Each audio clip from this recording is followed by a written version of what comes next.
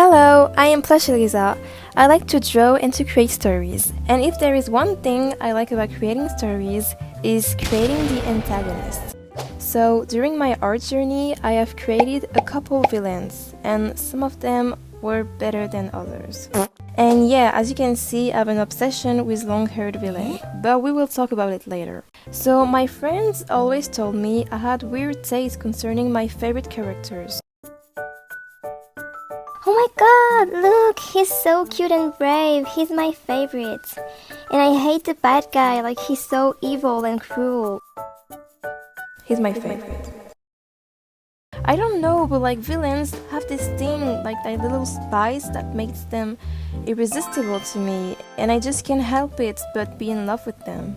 It's true that if you see the list of my favorite characters, you might start to question my mental health. But I assure you, I have reasons why I like them. So in this video, I will tell you what are the things that makes a character a great villain in my opinion. So 1. Tragic backstory. So no one is born a villain, like a child would not devise a plan to annihilate the world, I think. So great villains all have a tragic backstory that has shaped them into who they are. Most of the time, villains were once outsiders, rejected by their peers, forgotten by the world, victims who have never received support or love. For example, Frollo Lucifer from Hunter x Hunter, which I believe is one of the best villains ever. He used to live in Meteor City. So Meteor City is a landfill whose inhabitants are not on any register and do not exist in the eyes of society.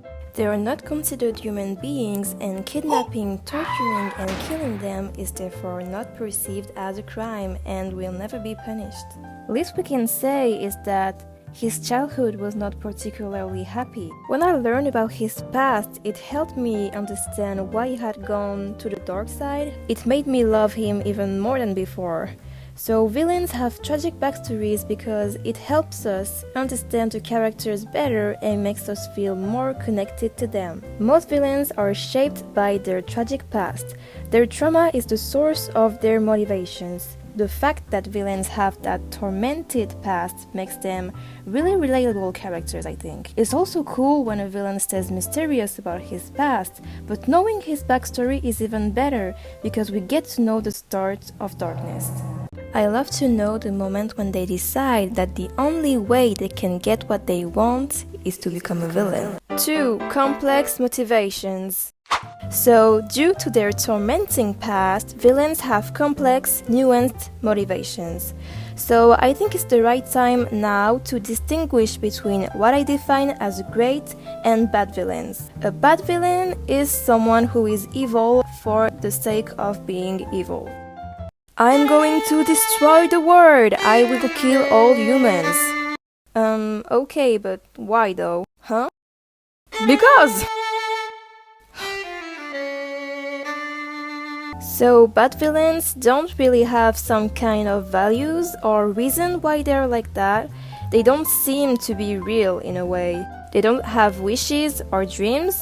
They're just added to the story just to oppose the protagonist. On the contrary, great villains are full of depth and they're unpredictable. They aren't just black or white. Sometimes they have a goal that they think is noble, but the means they use to achieve it are not always ethical, let's say. Their goal is so important to them they will do anything regardless of collateral damage.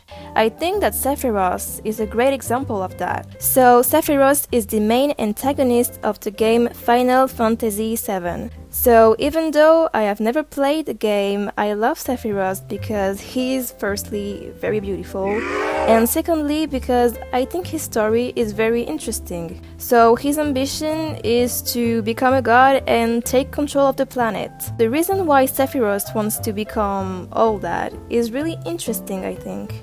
So basically, Sephiroth was once a humble soldier, a renowned and beloved hero. But during a mission, he discovered something about his past. His motivations have something to do with an identity crisis. Sephiroth really is a well-written character because his motives are kind of valid in a way. 3. Charismatic personality.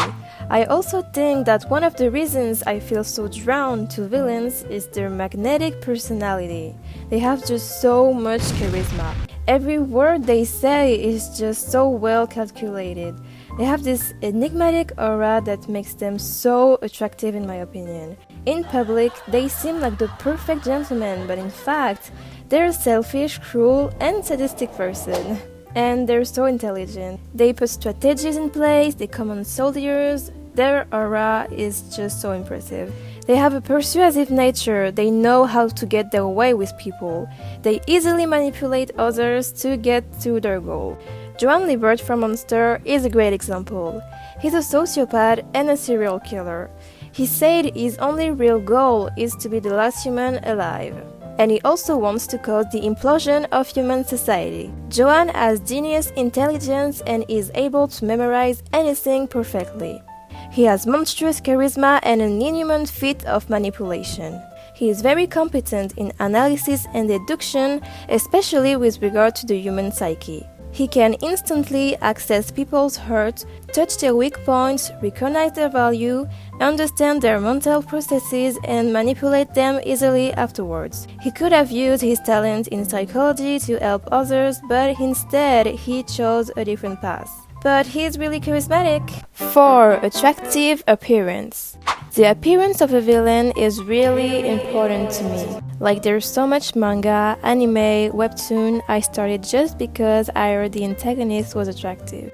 If you check all the boxes above and you are attractive, there's a high chance you end up in my favorite villain list. To create the perfect villain for Plush Elisa, first you gotta add mysterious looking eyes. Second, and it's very important, long dark hair. As I mentioned before, I really have something for long-haired male characters. Anyway, I also like when an antagonist wears suits, like it gives this formal vibe, and I think it's really cool. So I'm just going to add some details, and voila! The villains of my dreams!